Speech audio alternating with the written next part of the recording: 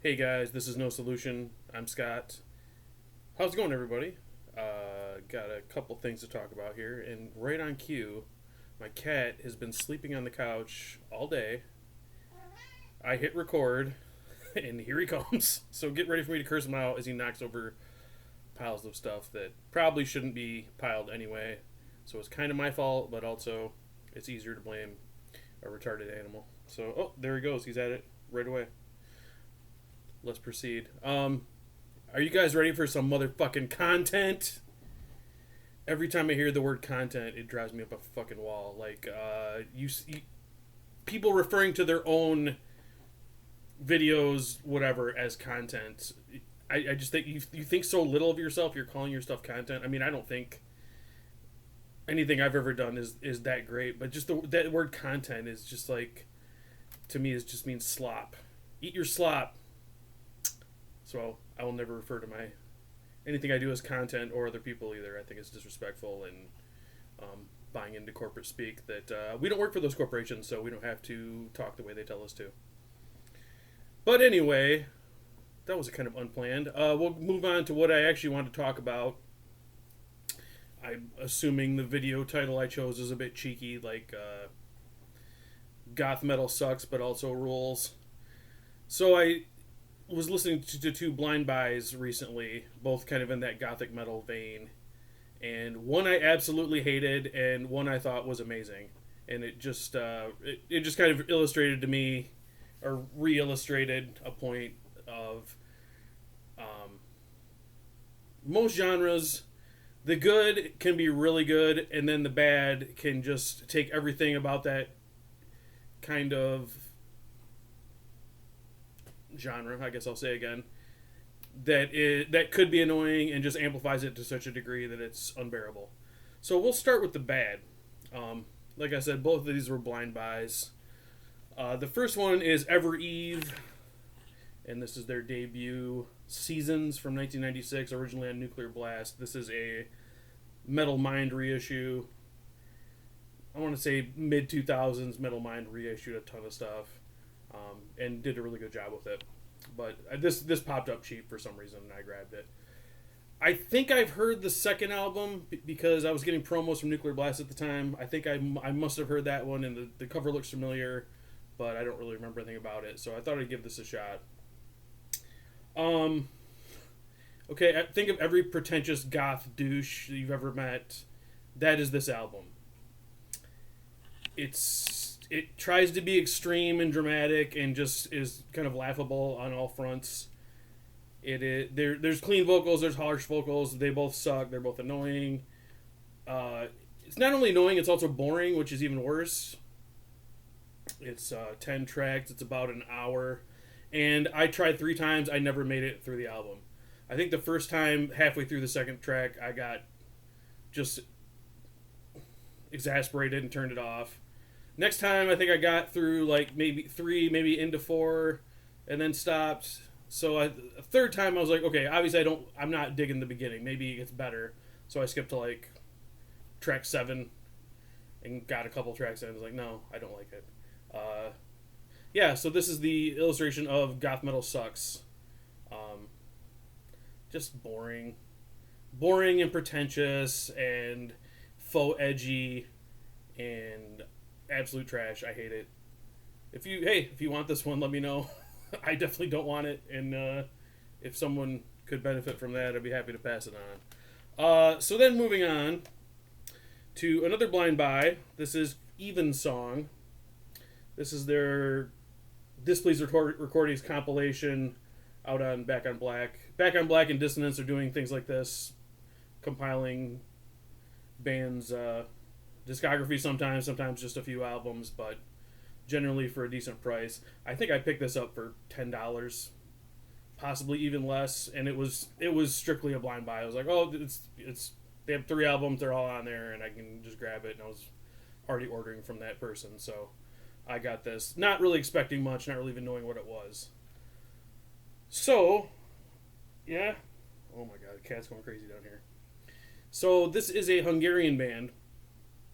Very short-lived. Let's see if I have the tab up to cheat. Formed in, well, it's got a question mark, but it appears to be 97. They put out a demo. And then this is their 3 full lengths from 99, 2000, 2001. Just bam, bam, bam. And from the first album to me is called Path of the Angels. It was worth the price of the entire thing. It is, I mean, as the topic, gothic metal, slightly with a symphonic kind of edge to it. There's male vocals, both clean and harsh, and then female vocals. The female vocals are just amazing. It's very melancholy and tuneful, mostly mid-paced. It's dramatic, but whereas on this one, it just made me roll my eyes. This with EvenSong, I really was kind of buying in. Obviously, your mileage may vary. You may think this is cringe too, but it really got me. The title track, which is the first song, I was in love right away. It kind of a lengthy song, ends with a really simple melodic guitar solo with kind of the keys providing like a counterpoint to it that it just really just melded together perfectly, and I was like, yeah, I'm into this. Very warm production, beauty in its simplicity. They're not going crazy, but just really good melodies, really good performances, really good songs. So highly recommend the first album, Path of the Angels. And just overall about this band, this style I think is ripe for being overblown and self-indulgent. But these albums are pretty concise for this style. They range between, the longest I think is like 45 minutes and the shortest is 35. So they really don't waste your time. So that was the first album. The second album has the catchy title of Man's First Disobedience, and then in parentheses, Expulsion from the Divine Abode. This one, if I did not like the first one so much, I would have given up on this one. The production, I guess, is better, but it's really cold and just sounds harsh to me. There's the warmth of the first album is not there. And they went crazy on the symphonic elements on this, whereas the keys were more simply melodic in the first one, they just went overboard on this one. The drums get real busy, which is kind of distracting. It felt like they thought they had to progress, and progress meant throw in more shit, make it more complex. And to me, it didn't work very well. I really prefer the first album, but as I listened to it more, it kind of grew on me. Like I did enjoy it for its own thing. But if I didn't like the first album so much, I wouldn't have bothered. I would have just kind of tossed it aside. And then the third album, Mysterium, kind of melds the first 2 albums. The production's better again, more of that warmth that I liked, and they toned down kind of the spastic drums and the over-the-top symphonic elements, and tried to make a marriage of the two, which I thought it worked well. All in all, I preferred the first album, but still a worthy album to listen to. And if you can find this for $10, I would recommend that all day, even if it's just for the first album. So there it is. Goth Metal Sucks and rules. So that was that. Briefly, I know probably people don't care. But I'm having fun doing it, so I'm just gonna keep doing it. Marillion talk. Don't care. Bye. Before you go, I just wanted to tell you I got a package from Simon that I've been saving, and I'm gonna be opening that legit live on camera, so there's no cheating. I just haven't done it yet, but that'll probably be next, probably within the next week or so. So I thought for Marillion, I've just been going through their live albums that they've got so many. I thought, it'd be fun to go through one of the really early Steve Hogarth ones, and that is Live in Glasgow.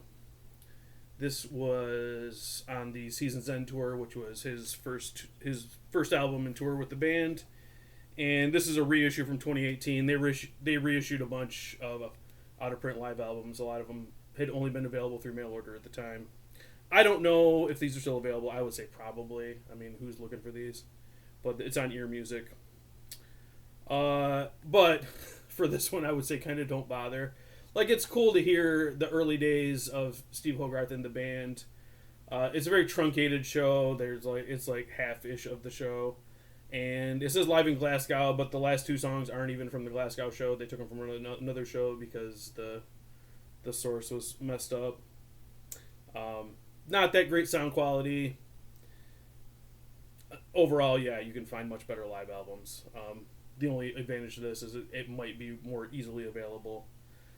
Just to be a dick, I wanted to point out when they played the song Season's End, which is about global warming, basically. I mean, told in a poetic way. I really like the song. It's a really good song, but this is in 1989, and Steve Hogarth talks about how we're all going to be underwater by the year 2000. And guys, good news. I guess we fixed global warming because that did not happen. But just keep moving the goalposts.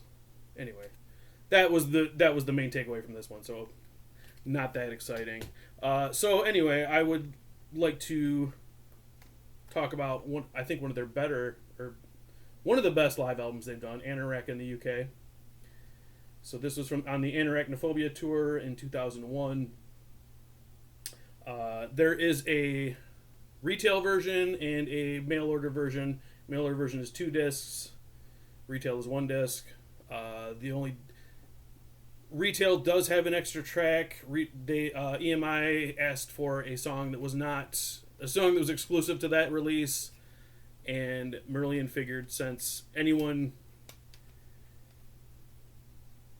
Marillion fan who bought live albums would already have the song Easter a million times, that was the exclusive track on the 1 disc retail version. So the good news is, if you buy that, there is a song that's not on this. This is the 2 disc, which I don't know how available it is anymore. So this is kind of, I think, one of the creative renaissances of the band. They're on an upswing. Anoraknophobia was their first crowdfunded album, so I think they felt a bit of freedom in that. And on this version, they play nearly the whole album. I think only 1 song they didn't play. And I love the album. Great songs on it, so no problem there. They just sound really energized. The performances are really, really great, really energetic. And yeah, they do a nice mix, kind of going back through. I think Holidays of Eden is as far back as they go, but kind of hit on, a song or two from all the albums there in between. And yeah, a really good live album.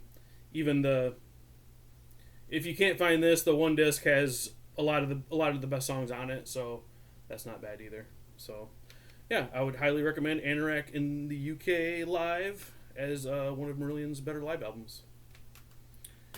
So that's it, guys. Like I said, I'll be back with these unboxing for Simon fairly soon, and until next time, CM Punk sucks blood money covered dicks. Later.